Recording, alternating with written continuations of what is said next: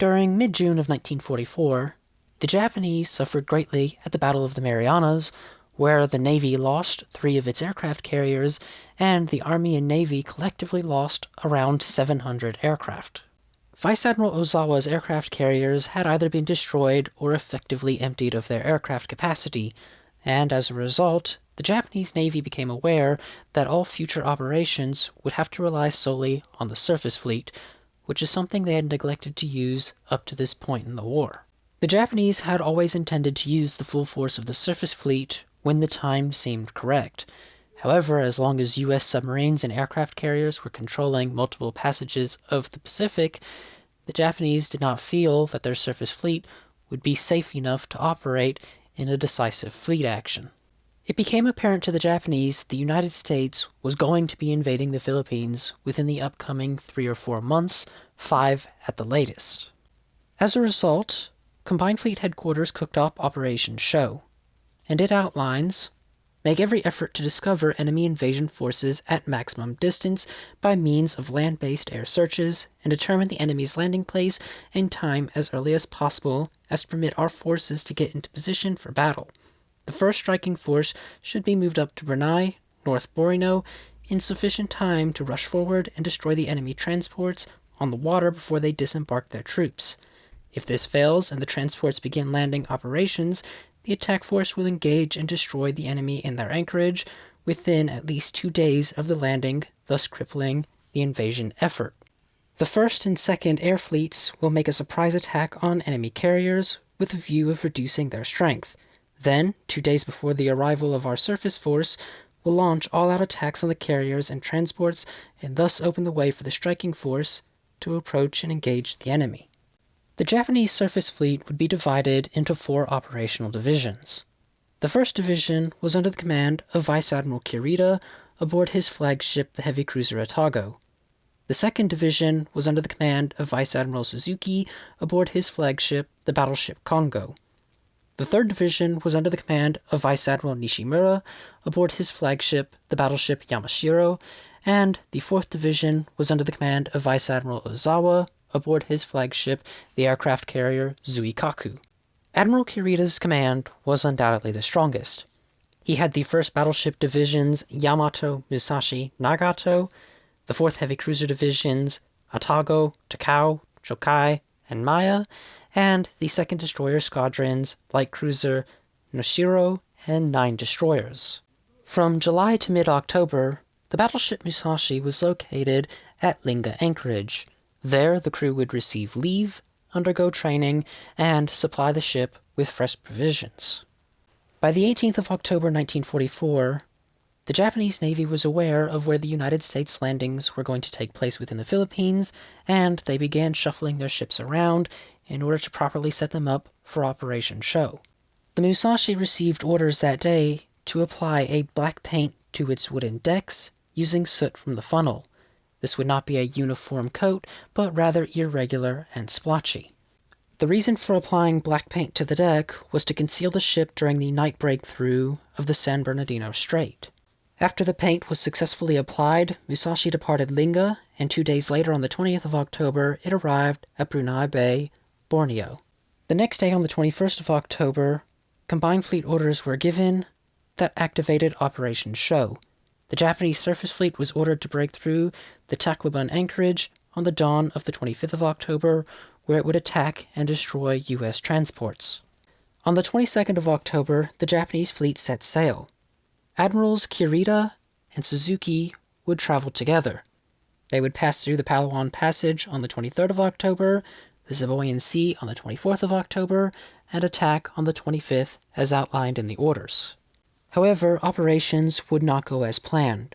While in the Palawan Passage on the 23rd of October, U.S. submarines would attack the Japanese, sinking the heavy cruisers Atago and Maya and badly damaging the Takao, forcing it to withdraw.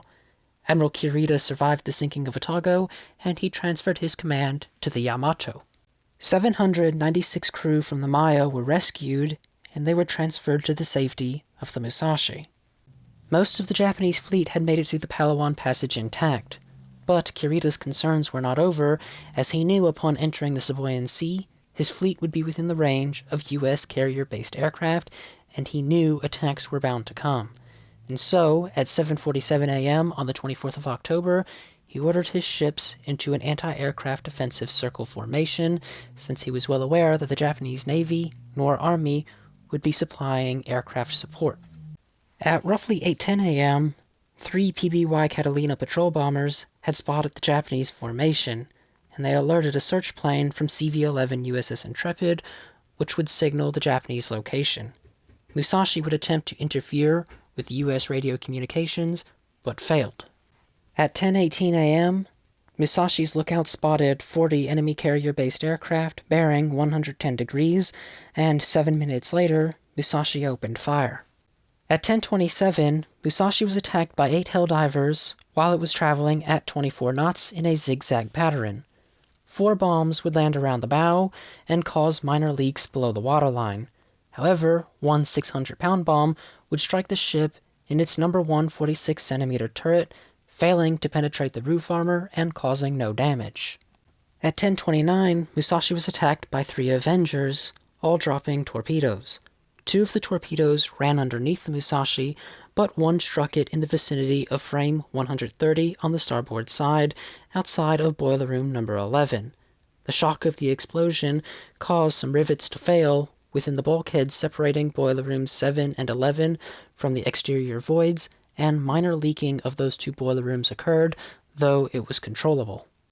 The excessive shock caused by the bombs and torpedoes in this attack also resulted in the primary 15.5-meter rangefinder atop the bridge structure to jam in its train, resulting in it being inoperable. As a result of the flooding caused by the near misses around the bow and the torpedo hit to starboard, Musashi took on a 5.5-degree list to starboard, though through counterflooding it was reduced to 1 degree. At 11:54, Musashi's Type 13 air search radar detected 2 waves of enemy aircraft approaching, the first one bearing 290 degrees, range 81 kilometers, and the second one bearing 210 degrees, range 80 kilometers. Visual contact was made at 12:03, and at 12:07, Musashi was under attack again, this time from 8 Helldivers and 9 Avengers. The ship would suffer 2 direct bomb hits and 5 near misses. The first of the 2 hits struck at the port side on frame 15, where it passed outside of the ship and failed to explode, causing negligible damage to crew spaces. The second bomb struck the port side just ahead of the number 4 Type 89 12.7-centimeter high-angle anti-aircraft gun, where it would penetrate the upper 2 decks and detonate on the armored deck. While the bomb failed to penetrate the armored deck, it caused a fire in the number 2 engine room and boiler rooms 10 and 12, damaging steam lines. The number 2 engine room, filled with steam, was abandoned and was never operated again. Due to losing one of its 4 shafts, the revolutions of the other 3 shafts was increased, so Musashi could maintain 24 knots and keep up with the remainder of the formation. As for the 9 Avengers, they would conduct a hammer and anvil attack, scoring 2 torpedo hits on the port side. The first torpedo struck in the vicinity of frame 80, outside of the number 1 46-centimeter main battery turret, causing water to enter the void spaces, but not the citadel. The second torpedo struck in the vicinity of frame 145, which allowed flooding to occur in the number 2 hydraulic machinery room, and also caused minor flooding in the port outboard engine room, though it was controllable. With the number 2 hydraulic machinery room having flooded, the main battery had to be operated by the reserve hydraulic pumps. As a result of these 2 hits, Musashi took on a 5-degree list to port, and after counterflooding, this was corrected to a 1-degree list. During that attack, Musashi would also attempt to return fire with its main battery 46-centimeter guns, and while doing so, a shell exploded within the central barrel of the number 1 turret, causing the elevation mechanisms to be damaged, and the number 1 turret was put out of operation. After this attack concluded at 12:15, Vice Admiral Kurita ordered his ships to reduce speed to 18 knots and zigzag, but 30 minutes later at 12:45, Type 13 radar detected another wave of enemy aircraft approaching. He ordered his formation to increase speed to 24 knots in anticipation for the next attack. However, the damaged Musashi began to lag behind, and so he was forced to reduce speed to 22 knots. The third attack began at 1331, with 4 Helldivers attacking Musashi. They dropped their bombs, and only 2 near misses were scored at the stern, causing casualties among the after anti-aircraft crew and destroying the aircraft crane. The ship was also attacked by 6 Avengers conducting another hammer and anvil attack, dropping all of their torpedoes and scoring 4 hits. The first torpedo struck in the vicinity of frame 60 on the starboard side. This caused fuel tanks to leak, allowing carbon monoxide to fill a hospital bay and damage control stations, resulting in high casualties. The second torpedo struck the starboard bow, flooding storerooms. The third torpedo struck the port side ahead of the number 1 main battery turret, and the fourth struck the port side amidships, flooding void spaces. After this attack, the ship's port list remained at 1 degree. However, the bow trim had increased by 2 meters. As a result of the increased trim and the flooding, the Musashi's speed fell further to 20 knots. At 1412, a 4th attack wave had arrived, but luckily Musashi would remain out of the fray as the attack focused on Yamato and Nagato. At 1445, a 5th attack wave started, and at 1515, Musashi was attacked by 9 Helldivers, which successfully scored 4 1,000-pound bomb hits. The first 3 bombs clustered on the port bow at frames 45, 65, and 70. They all caused negligible damage to crew spaces in the forward section of the ship.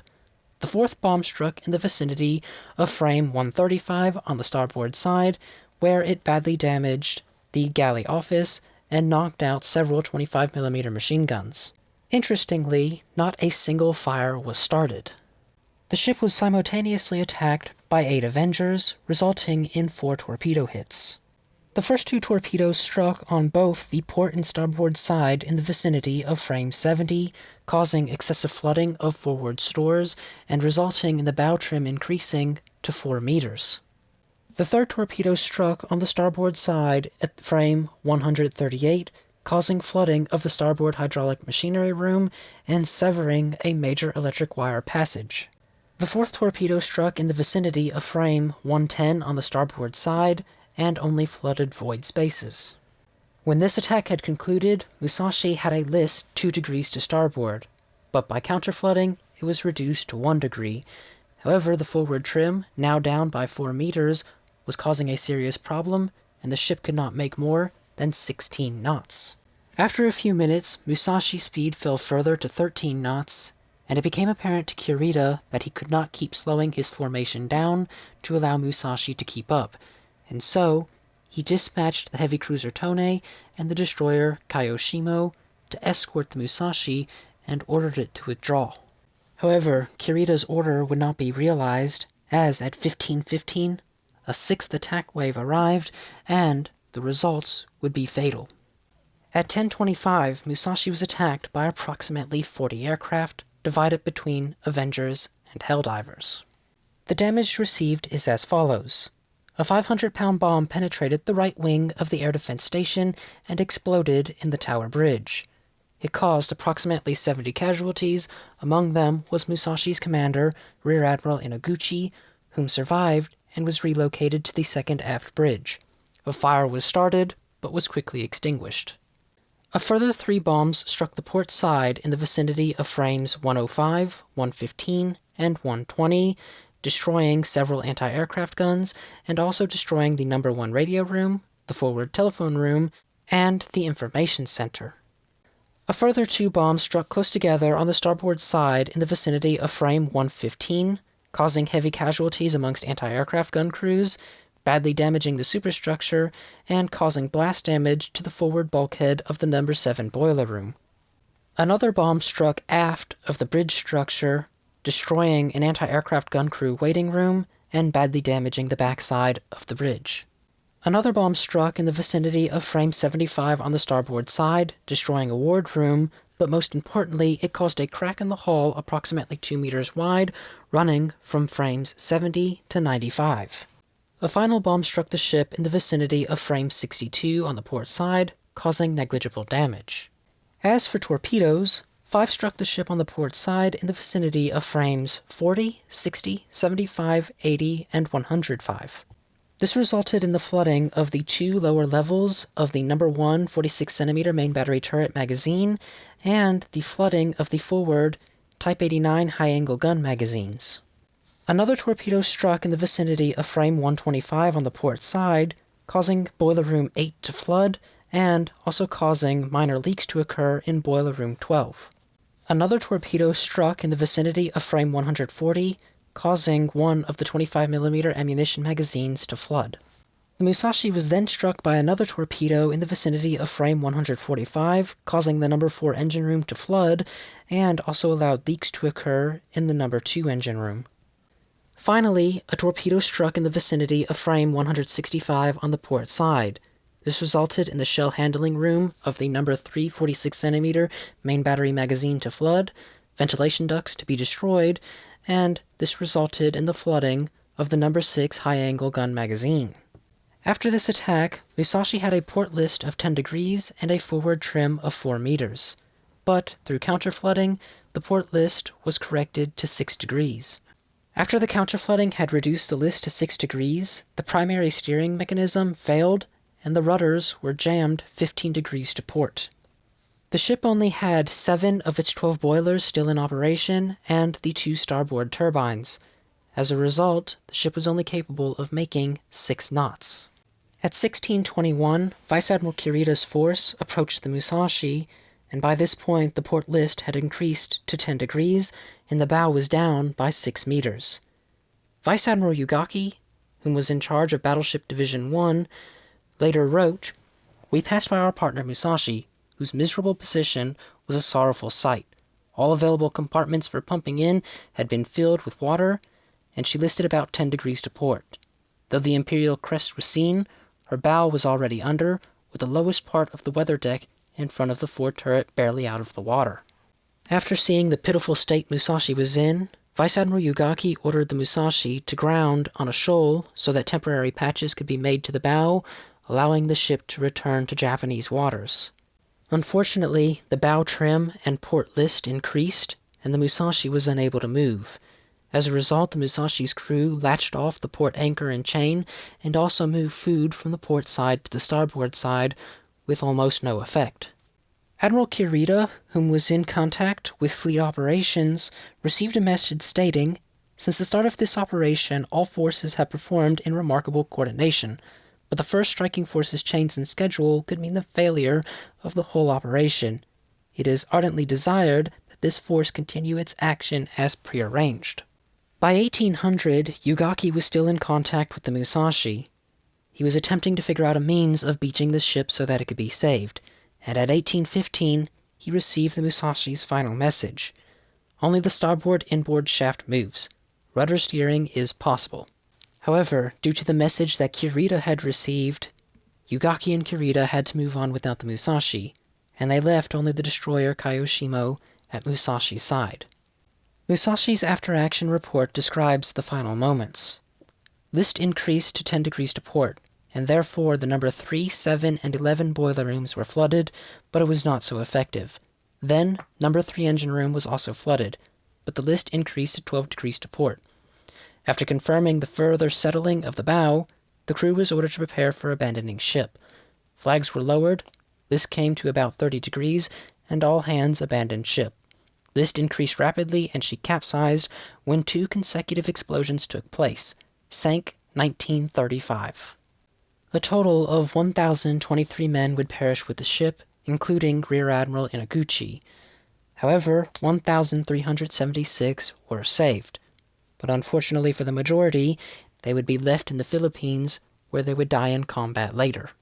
On the 31st of August 1945, nearly a year after it sank, the Musashi was removed from the Imperial Navy's operational register. With that, the career of the first of the 2 Yamato-class battleships to be sunk in combat came to a conclusion. The Imperial Navy thoroughly investigated the loss of the Musashi, intending to improve the Yamato's design so that it could better withstand bomb and torpedo hits. But it must also be recognized that Musashi took extraordinary punishment without the intention of design being directed at bomb and torpedo damage. By the time the attacks had concluded, it was estimated that approximately 40,000 tons of water had entered the ship, giving it a reserve buoyancy of approximately 17,000 tons.